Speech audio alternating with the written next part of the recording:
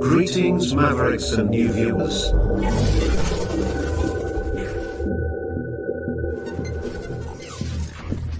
Tonight, direct and live from the Maverick News Network World Studios. This is Maverick News with Rick Walker.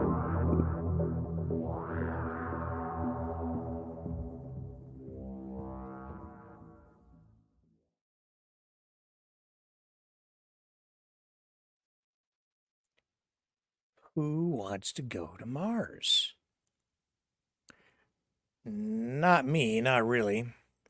I kind of like it here on Earth, to be honest.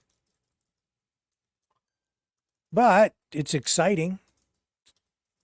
The prospect of going to Mars, and Elon Musk has announced a timeline to do just that.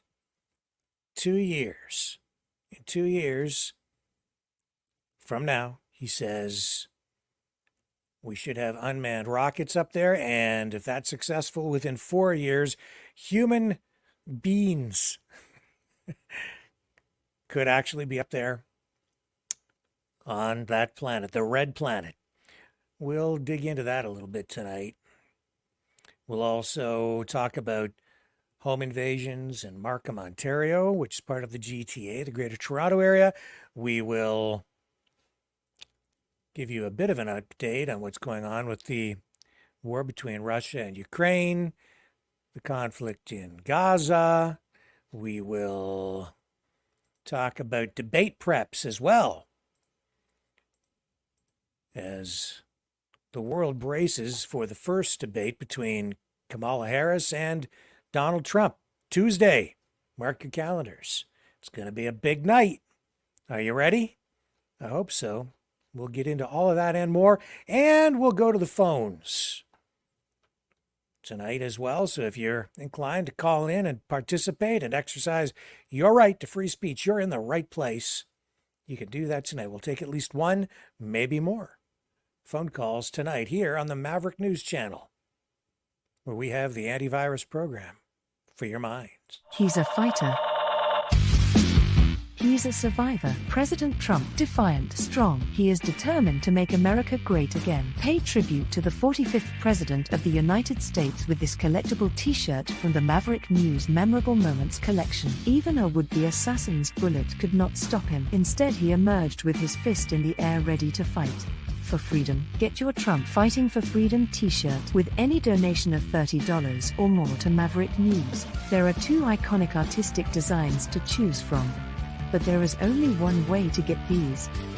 Donate at freedomreporters.com. Support free speech. Free media. Support Maverick News.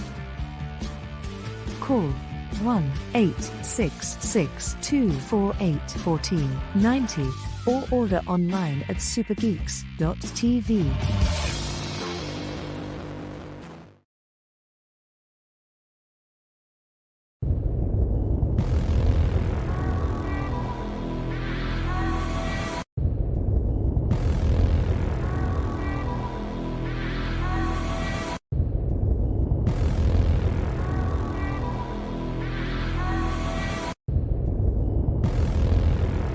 Something cool and yet weird about watching videos like that, shorts on Twitter and TikTok and YouTube, the way they flip around, repeat like that.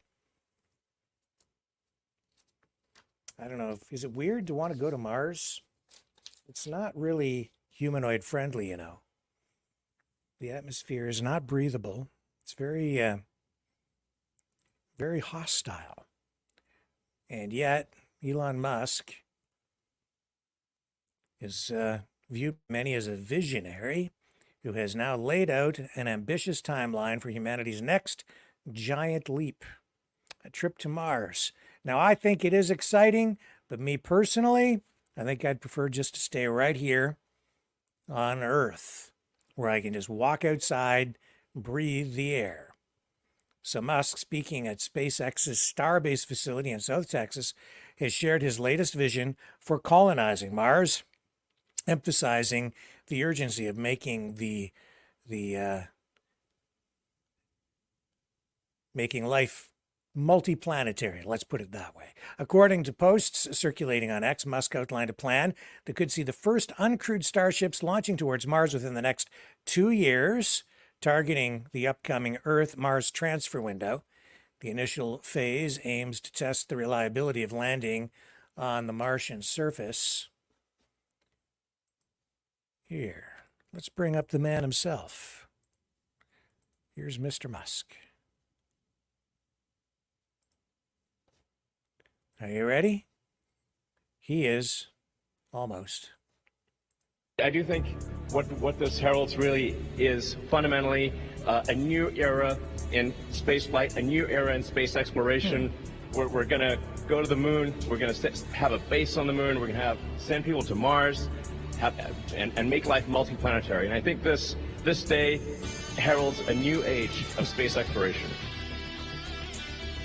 Okay, let's bring the audio down because we do not own the rights to that music. We do not own the rights to that music. I hear people say that all the time on social media, and I don't know if it gets you out of the copyright jail or not, but this is the vision, folks. On Friday night, we ran Rocket Ship XM vintage movie and as the feature film for Maverick Midnight Matinee. Timely, relevant given what we're talking about tonight. Very cool stuff. This is, people will look back on this time and say, what an exciting time it would have been to be alive in 2024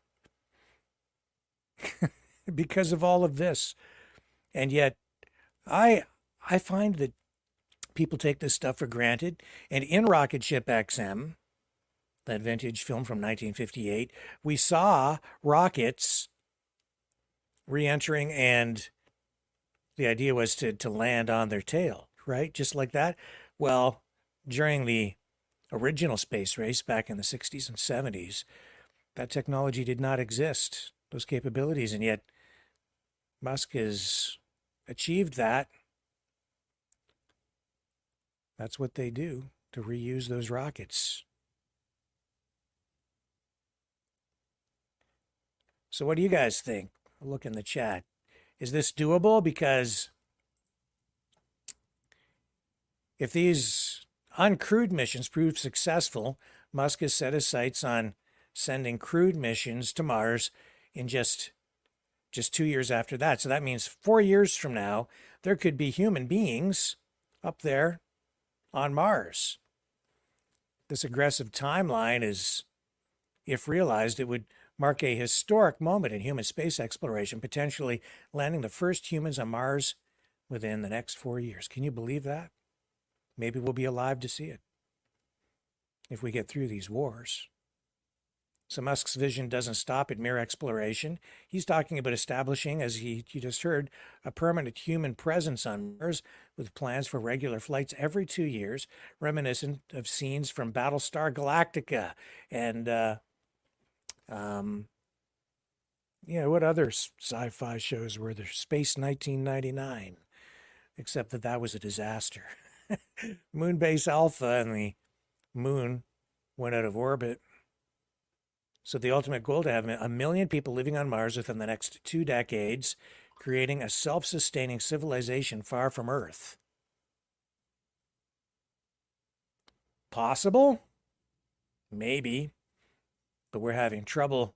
If you listen to the climate change activists, we're having trouble just making this planet work, and it's already habitable. What are we going to do with a planet that's not habitable? I don't know. This announcement comes on the heels of SpaceX's recent successes with the Starship rocket, which has now completed its first successful return from space, showcasing the vehicle's reusability, a critical factor for making Mars missions economically viable. What do you got? Anybody in the chat want to go to Mars? Antonio, you want to go to Mars? There's Canada RV. When are women going to Venus? I think they've already been there. And back, Christina, remember what happened to that vessel that went to see the Titanic? Now there's a pleasant thought. Not.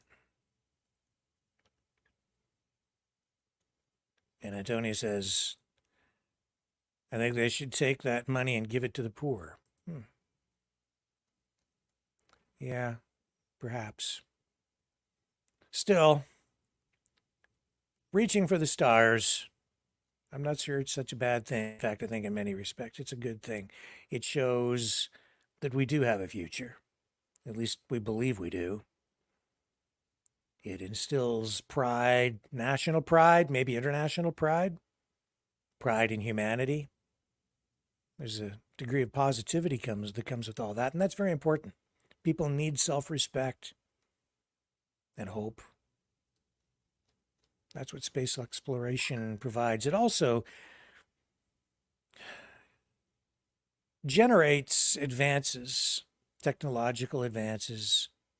It stimulates the economy and productivity in roundabout ways. We all benefit indirectly from the technology that is developed from those kinds of programs.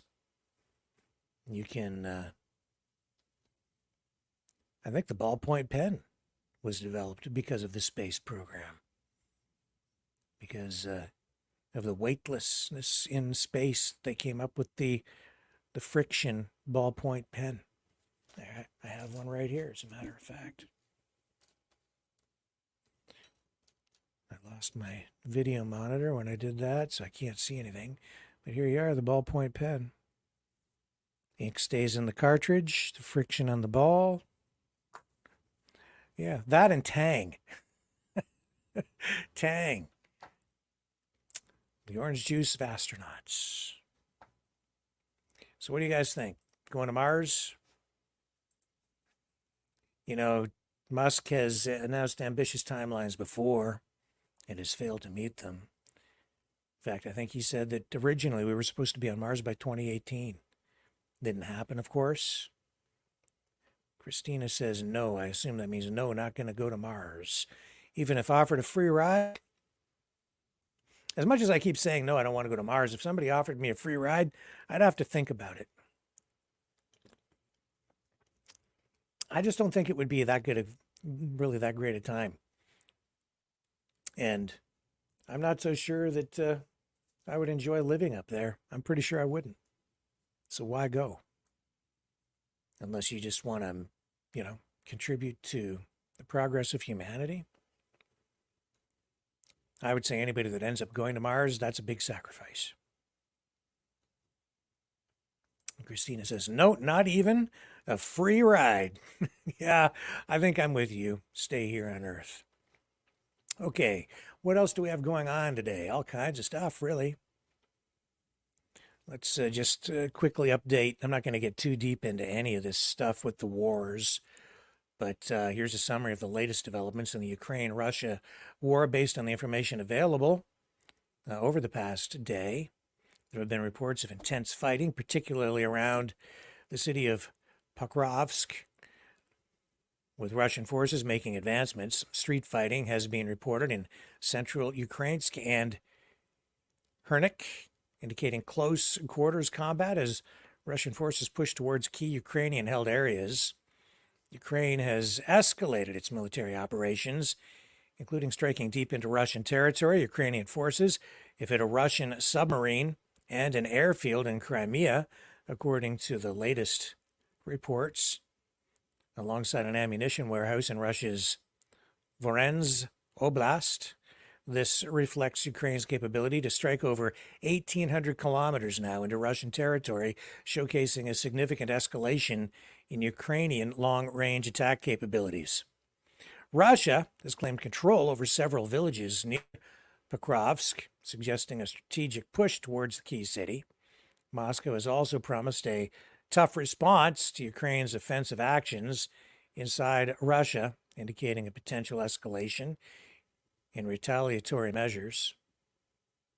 And civilian casualties have been reported due to the ongoing conflict, with both sides experiencing losses. Russian sources mention Ukrainian military losses, though those figures are often disputed for their accuracy. The conflict shows no signs of abating, with both sides engaging in significant military operations. Ukraine's ability to strike deep into Russian territory might aim at disrupting Russian logistics and morale, while Russia's territorial gains could be part of a broader strategy to control more of eastern Ukraine. There have been mentions of Russian drones straying onto NATO soil, which could potentially internationalize the conflict further, although specifics on NATO's response or lack thereof, or the exact nature of these incidents, remain unclear. And the propaganda on both sides escalating as well. And the reports are difficult to know really what the exact situation is, what the truth is. But that appears to be sort of, that should give you the lay of the land there anyway. We should be, I think, concerned about those drones striking NATO countries. It really increases the risk of a larger conflict drawing NATO into it, because two NATO member countries say today that Russian drones violated their airspace. One reportedly flew into Romania during nighttime attacks on neighboring Ukraine, and another reportedly crashed in eastern Latvia the day before. And it isn't really clear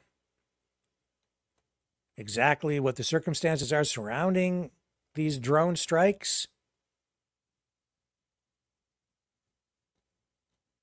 With both sides ramping up, as I say, the information war.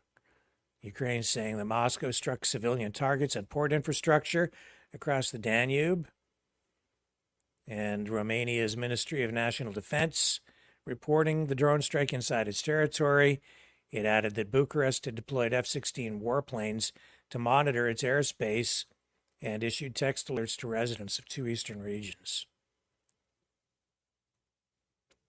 Romania also says that investigations are underway of a potential impact zone in an uninhabited area along the Romanian-Ukrainian border. No immediate reports of casualties or damage. All of this has a lot of people very, very worried about a possible escalation and, the ongoing talk about a possible nuclear conflict. And I think we are so close to that.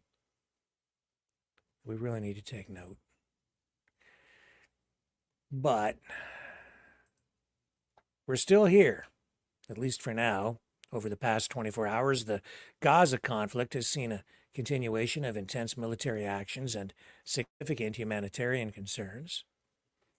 Reports indicate that Israeli strikes have resulted in the deaths of at least 33 Palestinians, with 145 others wounded across Gaza. This adds to the already dire situation, with the overall death toll in Gaza now exceeding 24,000 since the conflict escalated. The Israeli military has targeted homes and other civilian areas, notably in Khan Yunis and other parts of Gaza, leading to widespread destruction and displacement. There have been significant protests in Israel, with around 750,000 people demonstrating against the government's handling of the conflict, particularly against Prime Minister Netanyahu. Internationally, there's growing concern over the humanitarian crisis, with the UN and various agencies calling for an increase in aid and safer conditions for aid delivery amidst the ongoing bombardment. There's mention of a potential ceasefire or hostage deal, with the U.S. reportedly working on a new proposal, though skepticism remains high among Israeli officials regarding its feasibility. The conflict has led to what some are calling a starvation campaign, highlighting the severe shortages of food, water, and medical supplies, exacerbating the already desperate conditions for civilians in Gaza. You may recall the U.S. set up that pier to offload shipments of aid from ships. It was up for a short time, millions of dollars spent setting it up, and it was dismantled. And it was interesting, I found too, like I would say that U.S. initiative, spearheaded by Joe Biden, was, in my view, not just short-lived, but pretty much amounted to a failure. I think it was window dressing, honestly. This is me editorializing.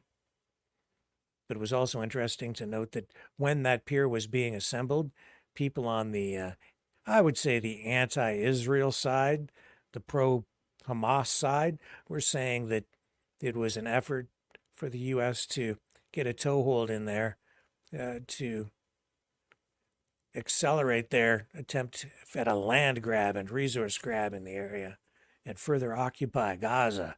No, no, no, that was a temporary pier. They had a whole bunch of money spent on it. It was a response to public pressure to make sure aid was getting into Gaza when there were political reasons for it not getting in. And that pier was that was pure politics. That's what that was. There was nothing permanent about it. It was barely functional, I think, when it was even functional.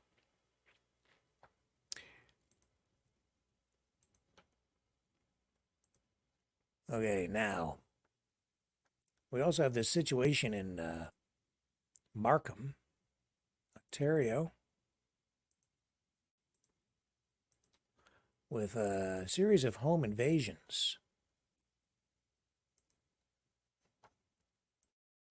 What can I tell you about these? Well, we do have video here.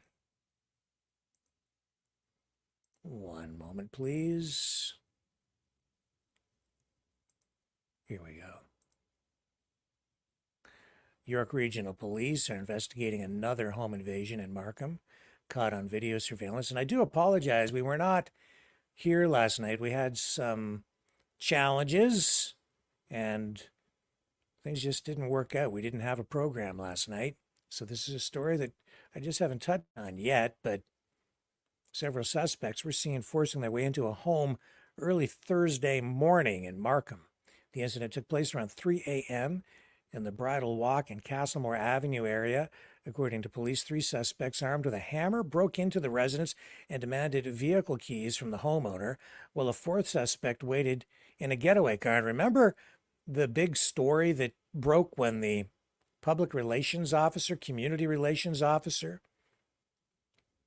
said that people should leave there. I think it was the Toronto Police Service, indicated you just leave your keys by the front door, and that way when people break into your house, that you'll be safe because the thieves won't have to go looking for your car keys to steal your car. And the outrage that generated, well, surveillance footage now shows these suspects driving to and from the home several times before committing the crime. Suspects made off with a white 2024 Mercedes-Benz GLS SUV, Ontario license plate DDPW030. 2 of the suspects fled in the stolen vehicle, while the others escaped in a dark-colored 4-door sedan. Here is footage released by police of this crime. Canada is not in a good place when it comes to home invasions and car thefts. Here's the security footage. I drove by several times, as police say.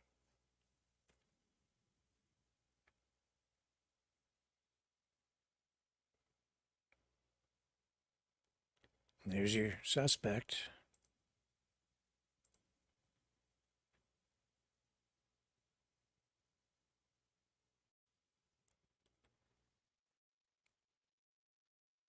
Not working alone. Somebody's got a driver. He's getting in the back.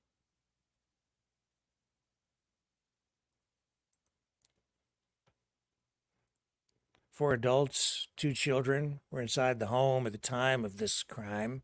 Fortunately, nobody was injured. Investigators believe this was a targeted incident and are urging anyone with information to come forward. Just your friendly neighborhood home invaders.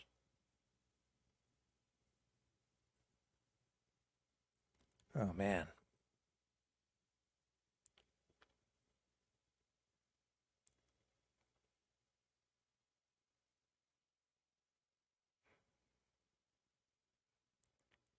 In they go, and away they go.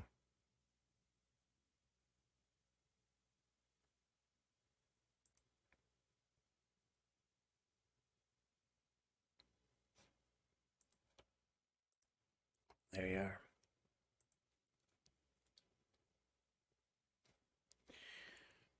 So,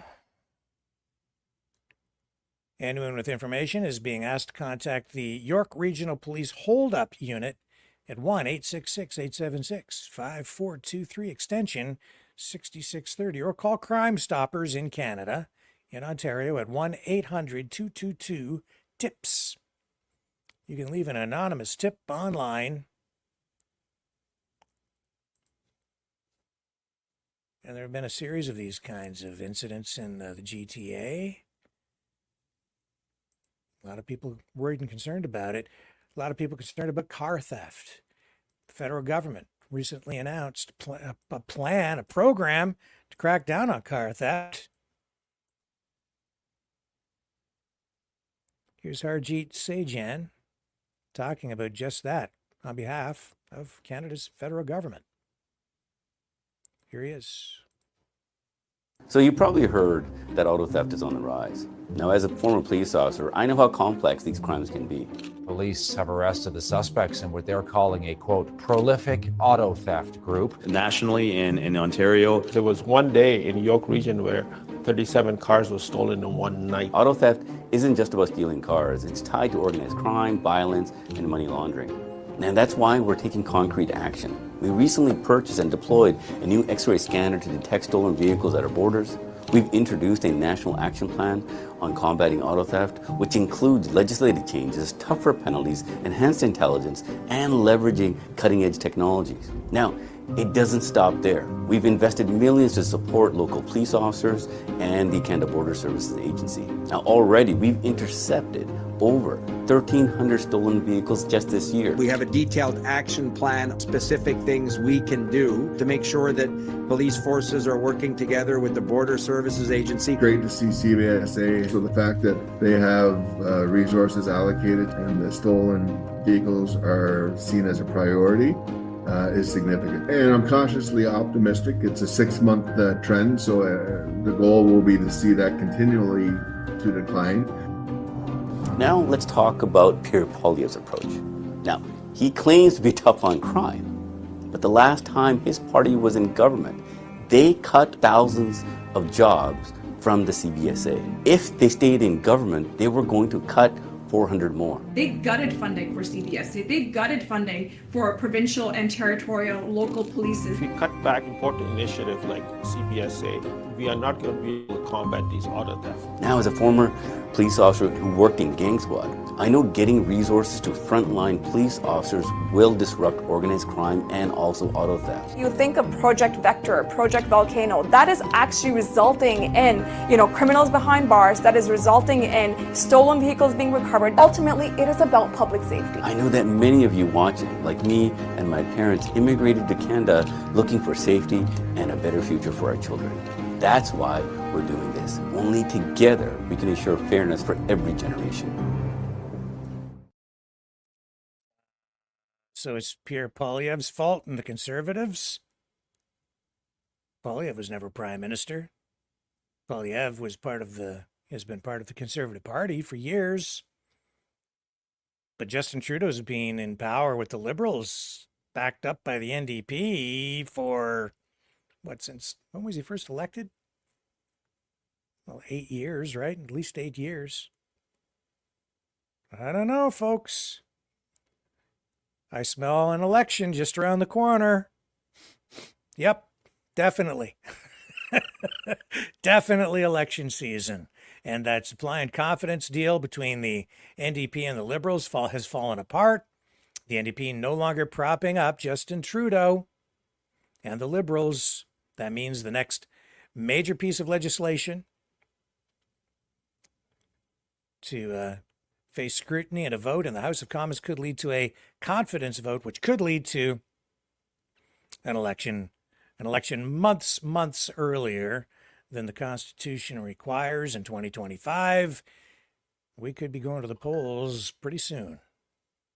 And I know a lot of people are hoping for that. The winds of change seem to be blowing. You can feel it in the air.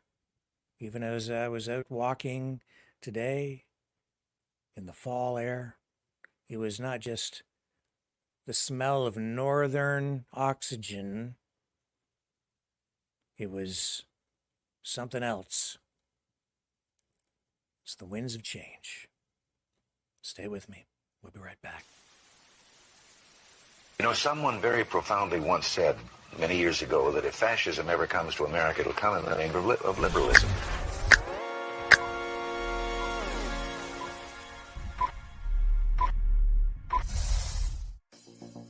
Well, I think it's time we ask ourselves if we still know the freedoms that were intended for us by the Founding Fathers. If we lose freedom here, there's no place to escape to. This is the last stand on earth. The entire world is watching. Every dictator, every crazy dictator in the world is watching.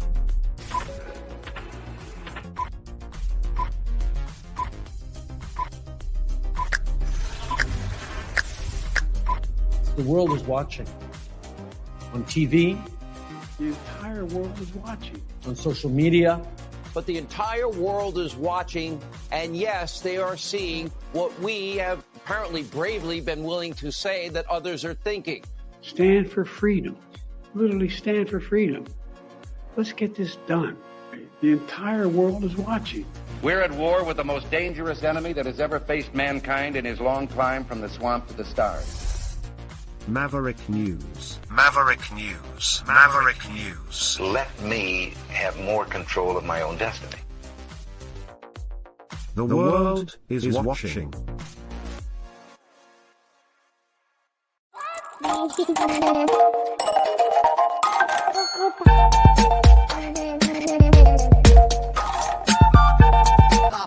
it. That's it.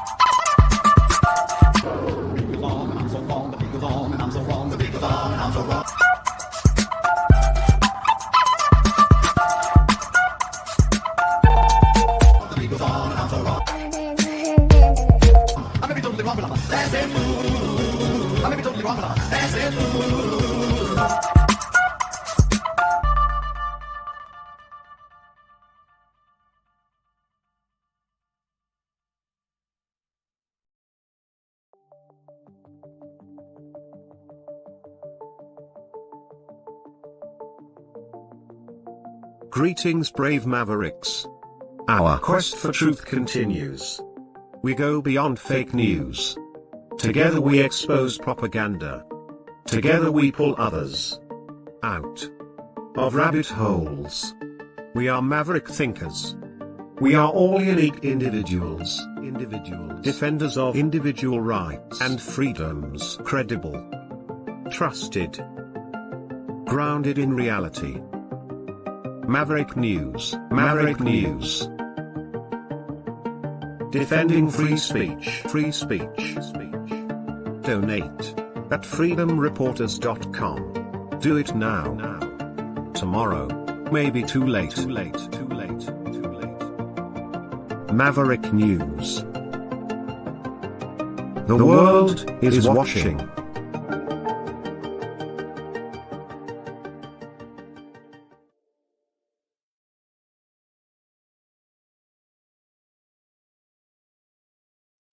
China has formally requested consultations with Canada at the World Trade Organization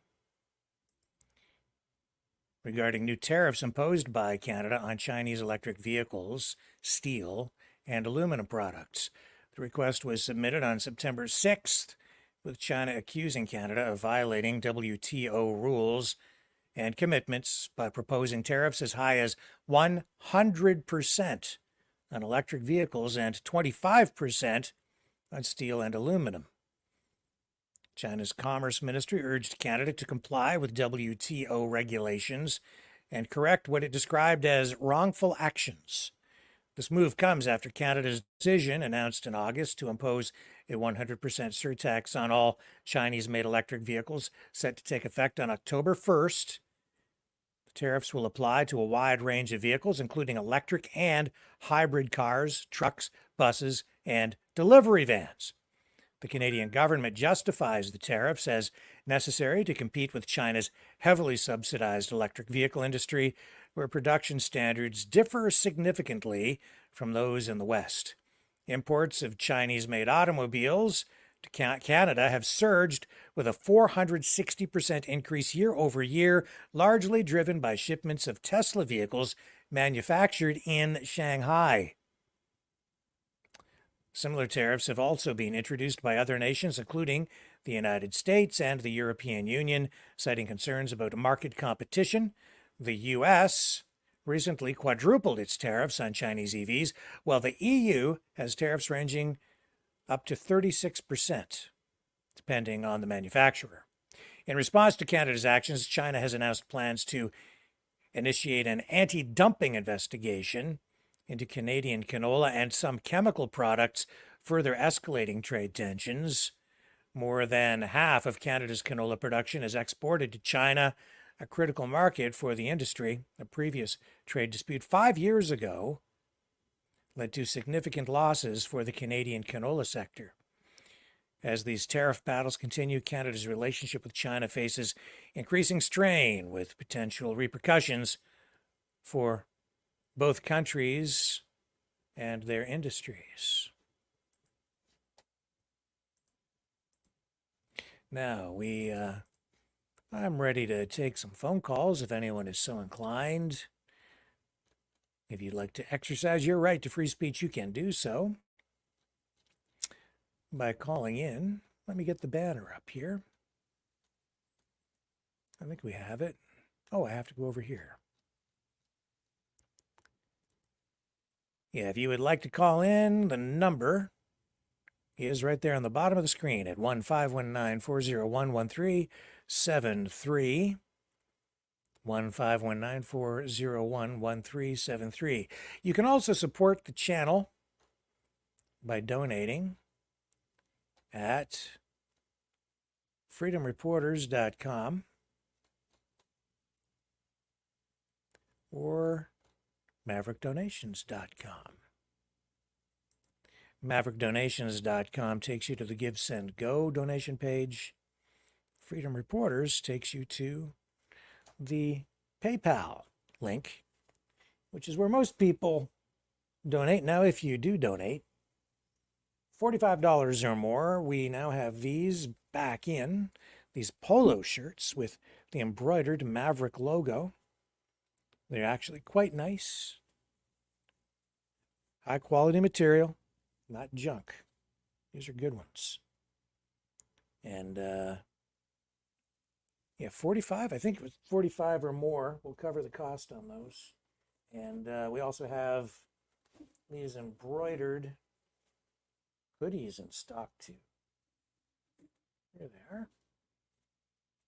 And again, not like screen printed. We still have some of those too, but these ones are embroidered, these hoodies. So embroidered logos, they're really quite nice. And $60 or more, I think, should do that. I hope I'm getting the dollars right, otherwise we're going to end up in the poorhouse. Oh, too late, already there. That's okay. I'm sure everybody can relate given the high cost of living these days and inflation. But as I say, election time just around the corner, and if you'd like to talk about that or other things, you can call in at 1-519-401-1373. And please like, share, subscribe, hit the thumbs up. If you haven't subscribed over on YouTube, please consider doing that. It would help us out a great deal. I know that only a small percentage of the people who watch regularly actually are subscribers. It doesn't cost anything. And if you hit that notification bell on YouTube, you'll find out every time we publish a new video, which is pretty much every night at 7 p.m. Eastern Standard Time. We go live. 10 p.m. on Fridays, we have Maverick Midnight Matinee. And we're also over on Rumble. So please consider subscribing over on our Rumble channels. The link to the main Rumble channel is in the description on YouTube and other social media platforms. So you can easily find us on Rumble just by using that link. And we prefer, actually, that people watch us over there because of the censorship on other social media platforms. But we are growing and expanding, and our audience is on the rise on other platforms like BitChute and Twitch and Twitter and Odyssey. So we're fighting back after the social media tech giants have, like so many others, tried to crush us. It's not easy surviving in today's information atmosphere. So let's run the little promo here. If you'd like to call in, you can do so at this number. Okay, Mavericks, it's call-in time. Join the conversation. Call now, 1-519-401-1373.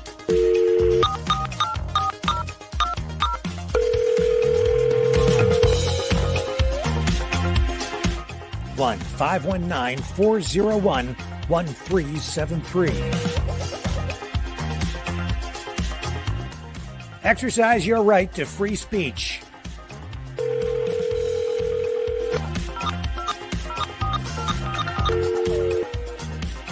That's 1-519-401-1373.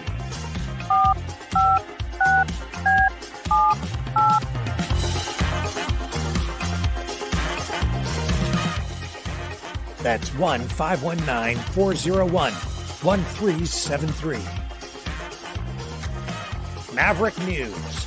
Call now. The world is watching and listening to you.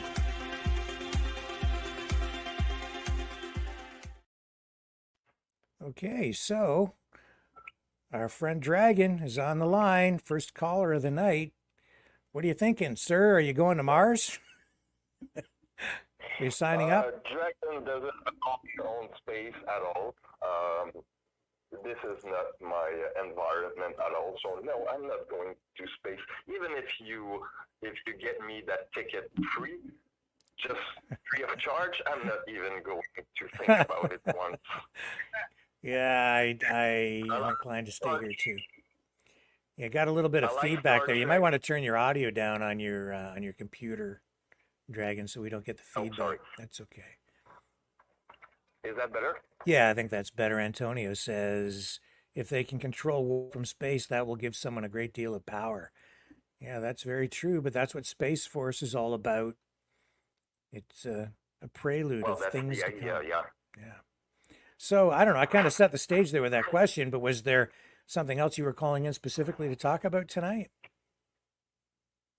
Yeah, actually, well, I think you are right. It's smelling pretty much an election that is coming. I think that we might see a change of leadership in our country, and I will invite everyone to vote, do their due diligence, and express your freedom of speech by getting on that voting polls. Yeah. Please. Yeah, well, like I say, the winds of change seem to be blowing, but never count those liberals out.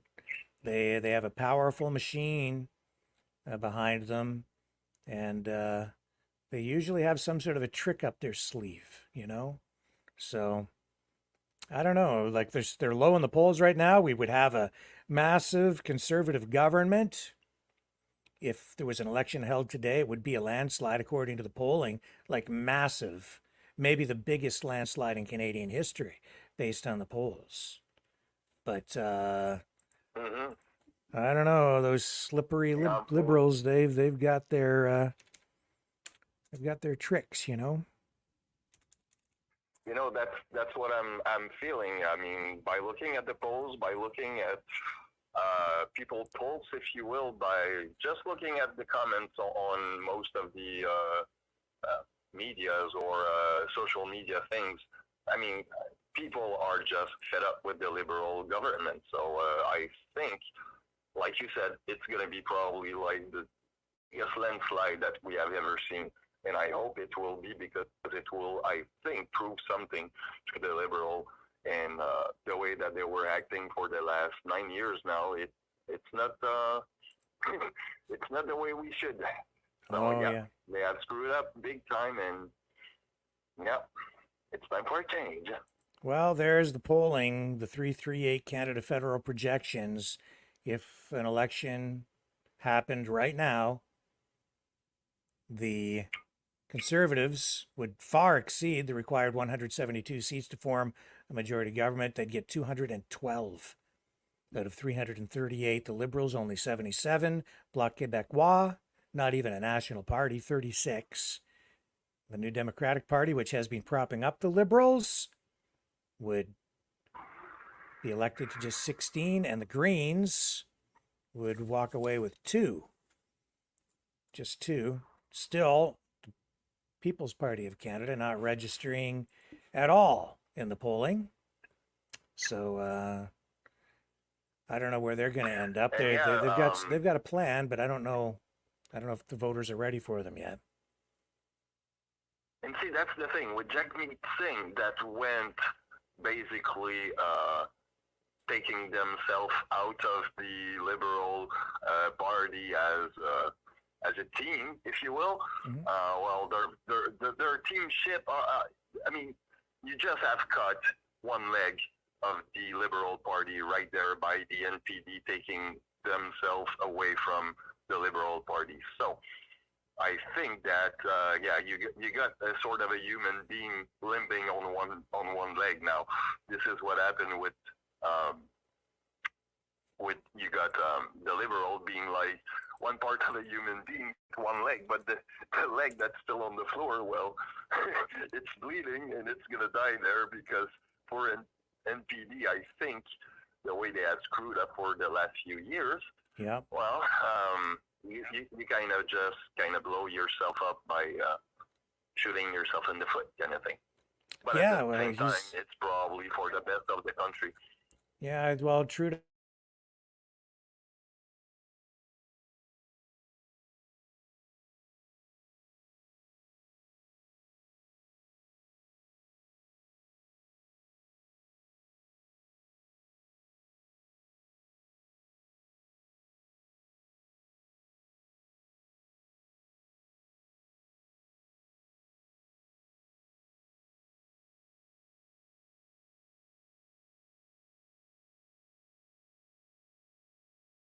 I don't know what is going on, but something's just not functioning properly. As you know, we had major freezing that was taking place the other night. Must have been CTV. I don't know I can't recall who did it, but they were looking at, Trudeau and talking about his, his decline in the polls, and it's significant. And when the mainstream media, which is being basically paid off, they're bought and paid for by the Trudeau Liberals, when they're here it is here, I found it. I'll bring it up on the screen for you. When they're hitting on him, like hammering away on him like this, he's in trouble. Because he can't even buy their support now. The rise and fall of Prime Minister Justin Trudeau's political fortunes. And we already, know basically what the history is here. But there he was in 2013, became leader of the Liberal Party. Just a youngster. Then in 2015, first elected. And yet there they are tonight blaming the car theft problem on the Conservatives. He's been in power since 2015. It's 2024. Don't tell me you haven't had time to fix these problems. Found guilty of a conflict of interest in 2017, but he was covered in Teflon. Nothing stuck to the guy. Then in February 2019, the SNC-Lavalin scandal erupted. That resulted in the controversy with Jody Wilson-Raybould, the Justice Minister of the time, because it looked like he was trying to influence her, and yet even that didn't stick to him. Not in a significant way. He survived that scandal. There was the blackface scandal in 2019, and then the government reduced to minority in 2019. Finance minister resigned in 2020. Some people looking to Bill Morneau as a possible replacement for Trudeau as leader of the party at some point. 2021, failed to win back in a minority government again. And here we sit. It's scandal and bad press after bad press every day for Justin Trudeau since 2019. Yep. Everything's coming back daily, basically about things that, for example, a few weeks ago we still hear about NC-Lavalin stuff. It keeps coming back on the burner. So this guy is broken, and I'm sorry to say, Justin Trudeau, but you gotta go. And what's notable is what's missing in that timeline: the Freedom Convoy, which marked, I would say, a pivotal moment in the history of the country, a pivotal moment in the history or the timeline of his career. I said at the time, and I think many people were also of the same thinking, or they were like-minded on this, Trudeau had an opportunity during the Freedom Convoy to bring people together. He could have, at the worst time, I think, in Canadian history, in terms of morale and unity as a nation, he could have come out and he could have tried to smooth things over. He could have spoken to the protesters, but he didn't. Instead, he called them names. He criticized them. He ridiculed them. He insulted them. He treated them like enemies of the state. That's why today I sit here and still maintain that he has been and continues to be the worst prime minister in Canadian history. Look at the state of the country, Dragon. What do you think? I think the same. As a leader, his job, and sorry to say this way, but as a public servant and a representative of the public, he should have probably sat down with the protester and speak with them and, try to get along to an agreement at some point, which he didn't. The only thing he was saying was along the way that I don't have nothing to tell you guys, or thing like, just go home, peasant, and leave me alone, kind of thing. So, this is not a leader. You don't lead this way, right? You should be able to, as a democratic country, we should be able to look each other in the eyes and say things that we shouldn't probably, but say things the way it is, and get to an agreement in some point. So yeah, this is not what Trudeau is doing. That's why we need an election sooner rather than later. He has left the country divided. People are angry, scared, afraid of what's happening with the economy. People are stressed out because of the cost of living. We're seeing tent cities pop up just about everywhere. And it's a terrible situation. So we need to let off some of the pressure, and the best way to do that, in my view, is to go to the polls, give the people a voice again, and let them kind of reboot things by voting. And I mean, not only 10 cities coming back, it's you got crime on the rise. For example, home invasion. It's not something that we hear much, or that is blatant, or I mean, it happened once in a while, but it's really frequently happening now. It's something that is on the rise, and I think it's kind of scary. It is indeed. And also, you got the Jewish people in Ontario, I think, that is doing some vigilantes also. I mean, no offense, I'm all good for probably public servant police that could probably help police force in certain matters.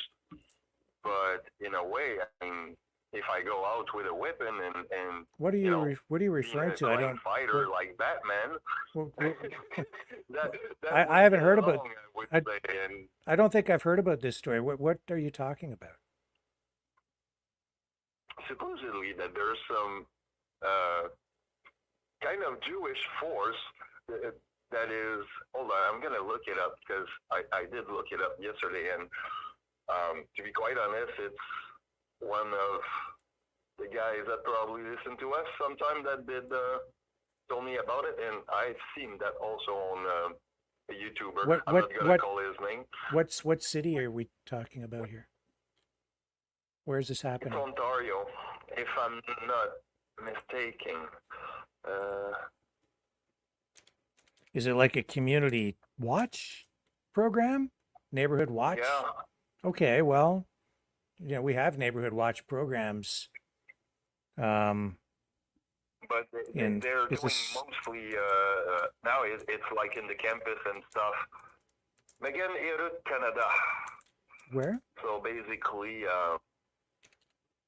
okay. So recently, a group called Megan Irut Canada has formed a safety patrol to protect Jewish students at University of Toronto.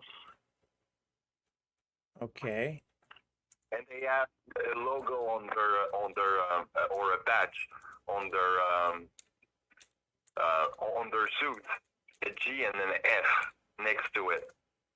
So basically, it's like Jewish force, which is kind of it's kind of weird. Now Patrol we have teams. vigilantes on the street. Oh, so this is it's a new story from the looks of it. Okay. I haven't heard of this before. Let's see what this is about. I found it here. If it'll open, given this computer. Yeah, surveillance team, okay. Newly formed safety patrol teams. They've joined Jewish students at U of T, downtown campus. They were there during a student-led pro-Palestine march September 6th. As more than 100 pro-Palestine protesters marched through the St. George campus, there was a team of volunteers called Megan Harrott Canada. So the word is that they're saying they're there to maintain as much order as we can and make sure the Jewish community is safe, said Aaron Hadida, the founder of Megan Harrott Canada. They've got t-shirts that say surveillance team on the back. About 150 pro-Palestine protesters, according to this report, faced a police blockade around 1 p.m. that day. They were chanting and shouting while about 20 pro-Israeli counter-protesters stood behind a metal barricade. raising images of hostages and waving Israeli flags. So, yeah, I got to look into this more. I'd like to speak to this guy, find out exactly what it's about. I mean, on the one hand, there's nothing wrong at all with neighborhood watch programs. Usually they work in conjunction or, in hand with police to keep neighborhoods safe. But I'm not sure exactly what this is. The team provides, it says here, event security, safety assessment, neighborhood patrols, and private investigations. Let's go take a look at their website. What's this thing called again? There's another. It's called Megan Root. Megan Herod Canada. Okay. I'm going to open up their website, see what they have to say here.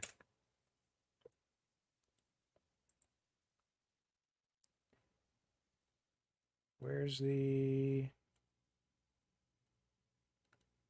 Yeah, they're getting a lot of pushback, of course. I don't see the website here. Not readily available to me. I don't know what to make of it, Dragon, myself. I need to look at it more closely to find out more about who these guys are and what they are. Yeah. It's never good to see people sort of taking the law into their own hands, but you're allowed to hire private bodyguards, have private security. Factories have private security guards to make sure their property is safe at night, or during off hours and things like that. So anybody's allowed to hire a security company. I don't know where this goes or what this ultimately is about. So I'll have to look into it more. I wouldn't think that from what I've seen, and I wouldn't say from who's the YouTuber, pretty creditable, if I can put it this way. But normally what he said is that, well, all they are doing is, watching, making sure that everything is fine and there's no violence around or, I get that people are scared, right? So this is a response to that on at least some level, obviously, but how it's being done is important, and I don't know, because this is honestly the first I've really become aware of this in a big way. I know I've heard about other efforts like this in some communities like it, but yeah, I need to learn more about this before I comment any further on it, because I just don't know. There might be some positive aspects to it. There might be something bad about it. I'm not sure. I already see some accusations there of them being far-right extremists. So I'm not sure that but I'm not making any judgment or assessment here until I find out more. Right. And even then, I'm not sure. So, yeah. Anyway, sir, I think we're going to sign off because I'm going to prepare to take another call here. And I thank you very much for calling in. Is there anything else pressing that you needed to draw our attention to tonight? That was very helpful. I appreciate you highlighting that story so we can look into it more and learn more about it. Well, I'm looking into what's going on in Montreal these days, and I think that the pro-Palestinians are back where they were. I mean, in the campus back again. So I have to look into that in a few days coming. And I got some tour to come. So we'll see. See what's going on, and there's probably something new that is going to be on the shelf for the Mavericks. So all right, let's see. All right, Dragon calling from Montreal tonight. Thank you, sir. We'll talk to you again. Stay safe out there. Good night. Okay, Mavericks, it's call-in time. Join the conversation. Call now, 1-519-401-1373.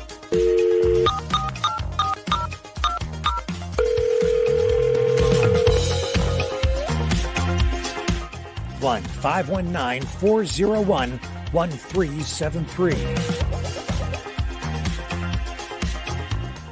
Exercise your right to free speech.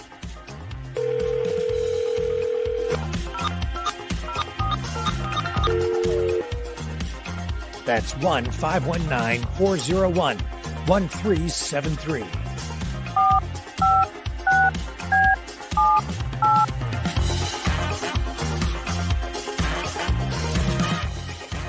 That's 1-519-401-1373. Maverick News. Call now. The world is watching and listening to you.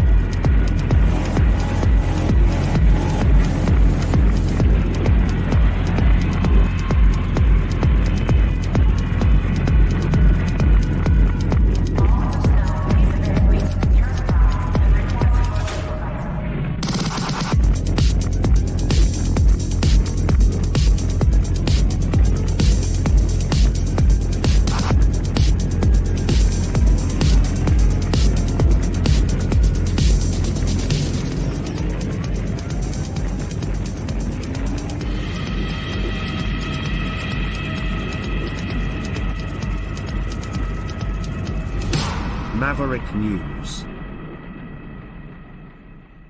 The world is watching.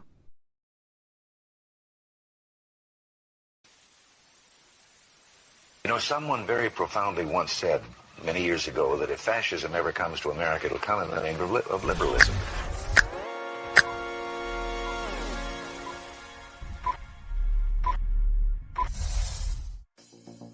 Well, I think it's time we ask ourselves if we still know the freedoms that were intended for us by the Founding Fathers. If we lose freedom here, there's no place to escape to. This is the last stand on Earth. The entire world is watching. Every dictator, every crazy dictator in the world is watching.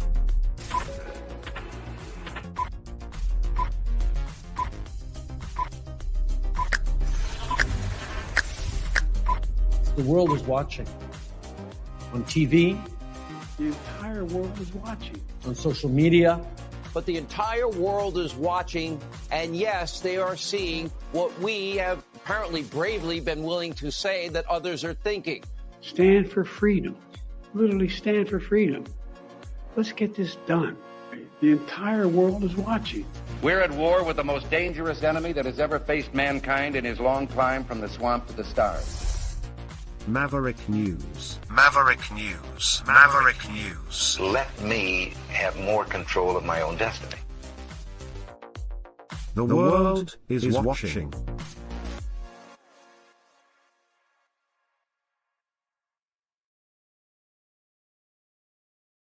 Okay, John Rimby joins us live from Alberta.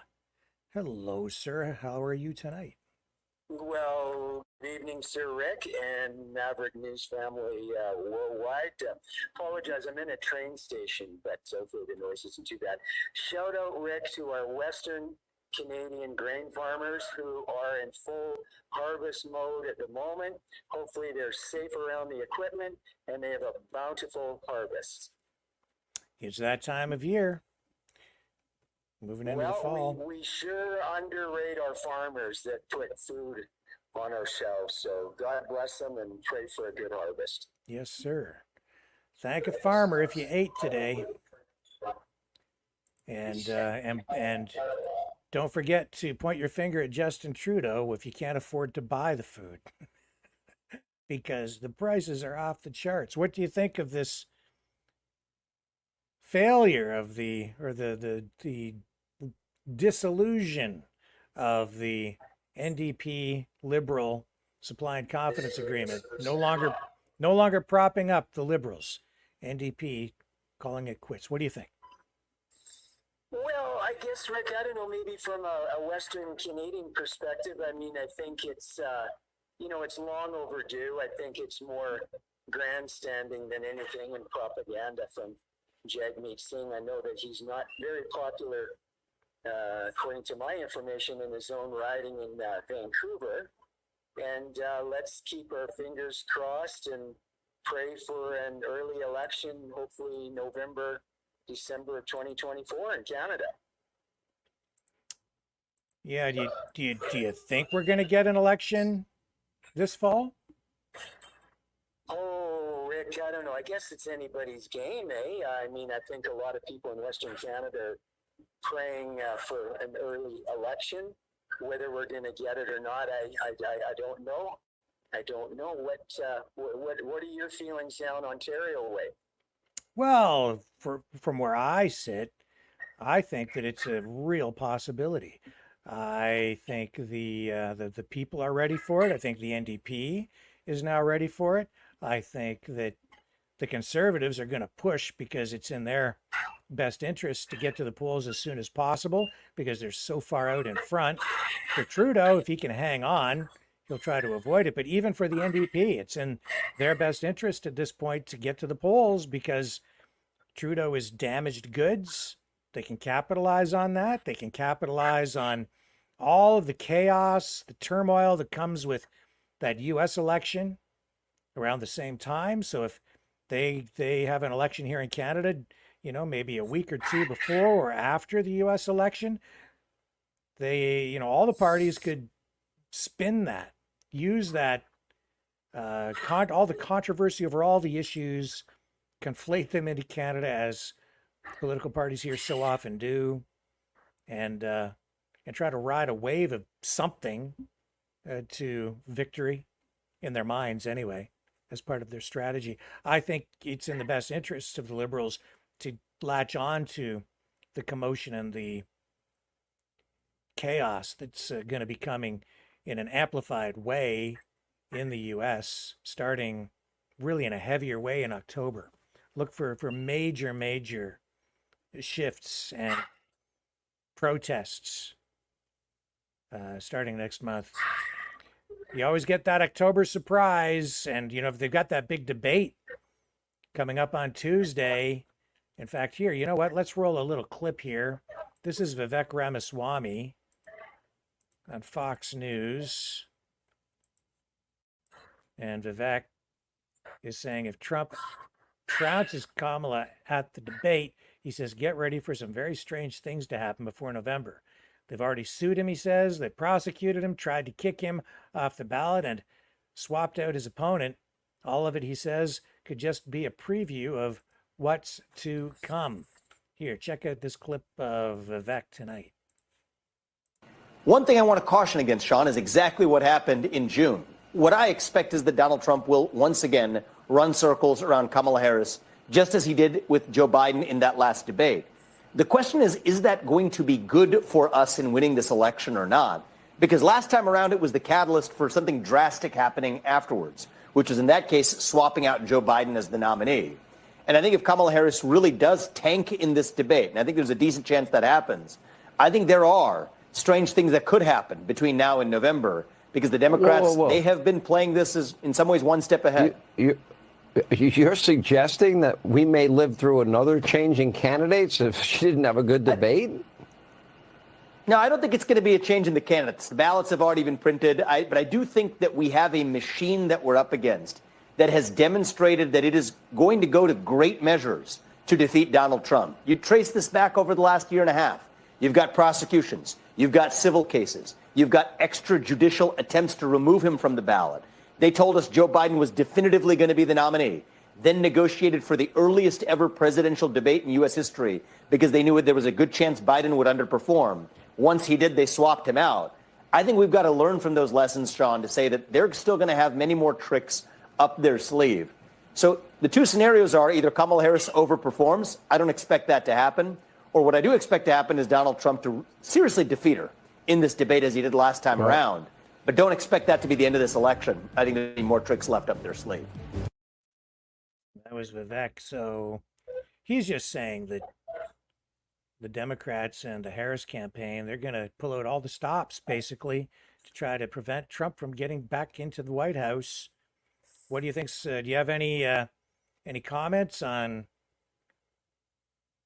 what's going to likely happen on Tuesday, John? What are your any predictions or thoughts about this debate coming up on Tuesday between Harris and Trump?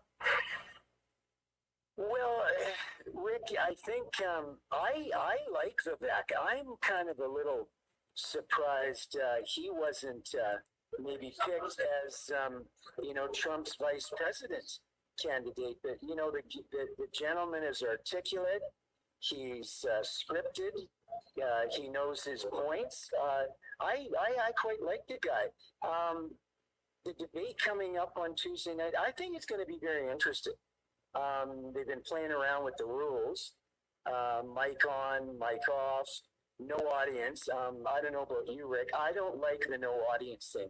I think an audience gives a debate a much more realistic, real feeling. People can kind of express themselves in the crowd. I think it's going to be very, very interesting. I think President Trump, Donald J., I think he'll hold his own. I think he'll do very well if he stays on script.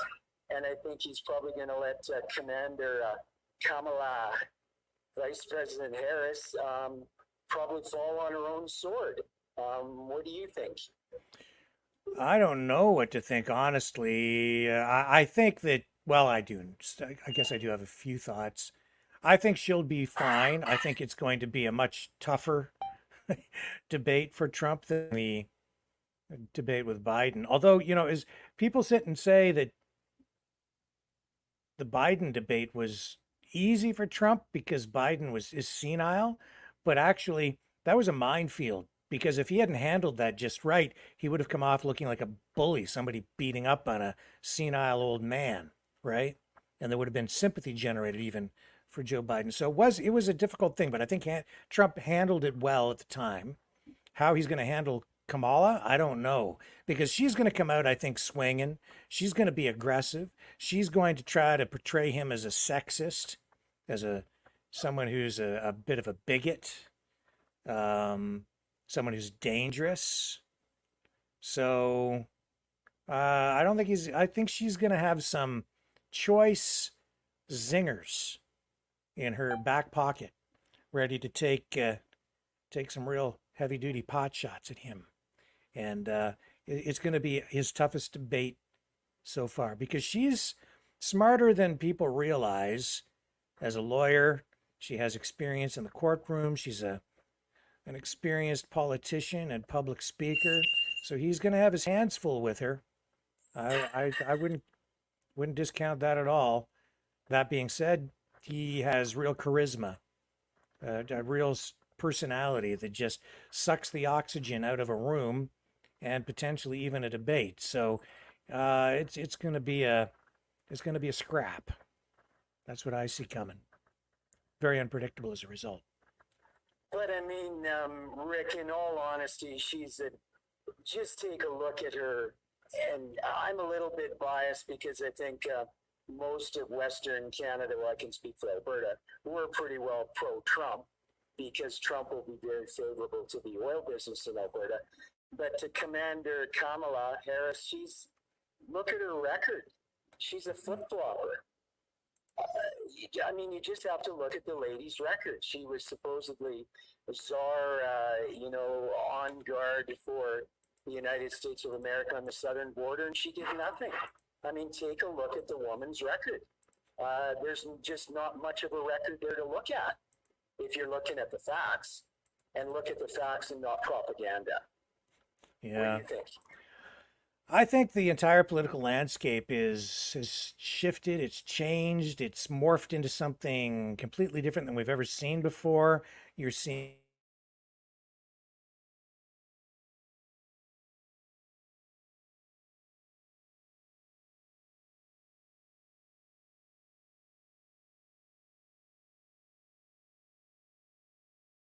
It's going to be such a close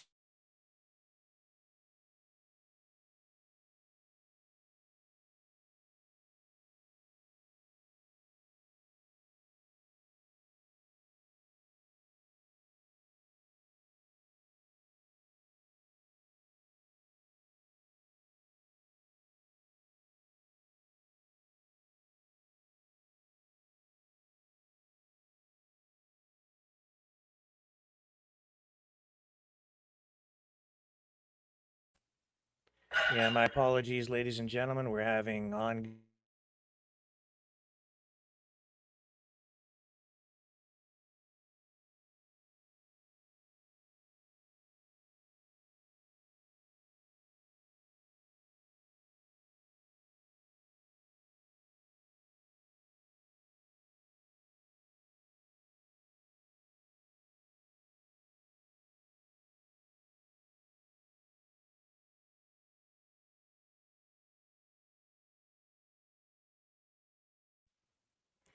We're back.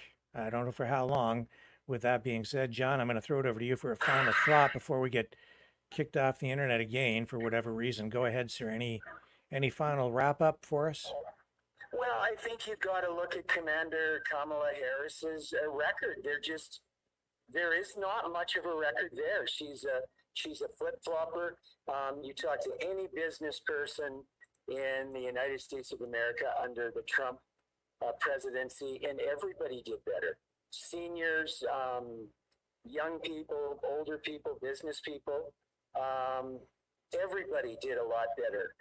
Trump is far from perfect. I'm a little biased to Alberta bound, but I really think this election is going to be so close. I think it can go any way. I do believe in my gut you're going to see a lot of secret Trump voters come out at the 12th hour and put the X vote for Trump. I really feel that. And if Trump can secure that 200 and what's the number at 273, 278 electoral college, I get my Canadian and U.S. mixed up. and if he gets in the White House again, I think it's going to be very good for Canada. Very, very good for Canada. A final thought, just to back up on Jagmeet Singh, the NDP party. Do you not think, Rick, Jack Layton is not rolling over in the graveyard in heaven with what Jagmeet Singh has done to this NDP party? It used to be a respectable party based out of Saskatchewan, Western Canada, for the working guy. Yeah. And it's not. It doesn't even remotely resemble what it used to be. But this election season, I think it's all over the roadmap, Rick. Snakes and ladders, buckle your seatbelt, Maverick News, because I think it's going to be very interesting. And I think the best is yet to come. I think there's going to be some more surprises come out of the woodshed. So I think stay tuned, folks. Stay tuned. Yeah.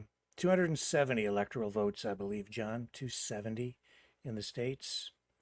And again, Rick, a final thought, Maverick News around the world. We all pray for peace around the world, whether it's Russia, Ukraine, or Israel, Palestine. We pray for peace. Calmer heads have to come together, and we need peace. We need peace worldwide to keep this world stable. So I pray for everybody. I agree. And I appreciate you saying that tonight, John. And Rick, may God bless the United States of America and Canada, and in God we trust. Thank you, sir.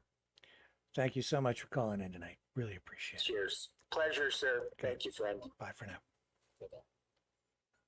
And that's John out in Alberta, Canada. Great call. And we are having ongoing issues here. We keep getting kicked off the internet. What was that? 3 times, 4 times there in the last few minutes. So what I'm going to do is I'm going to try and scurry through and wrap this thing up. If you are inclined to support us again, we really do need your help this time of month in particular. As bills are coming due, you can donate at maverickdonations.com or at freedomreporters.com. And to all those of you who have donated, truly, from the bottom of my heart, I appreciate the support so much, more than you know. You make a huge difference here because we do not get funding from any other source. It is entirely you guys that keep the lights on here and keep us functioning. So thank you, thank you, thank you. Truly, truly appreciate it. Please like, share, subscribe. Hit the thumbs up. Ring the notification bell over on YouTube. Subscribe, share, share, share. That would sure help overcome the shadow banning and the algorithm restrictions that they're imposing on us. And I will be back tomorrow night at 7 p.m. Eastern Time. Let me just get this banner off the screen there. Yeah, 7 p.m. Eastern Time tomorrow night. I shall return with our regularly scheduled Maverick News program. Love you guys. See you then on the flip side. Oh, hang on a second. That was anticlimactic, wasn't it? Wrong thing. Let's try this one down here. Too many things to click on. But I've got the right one now. See you tomorrow.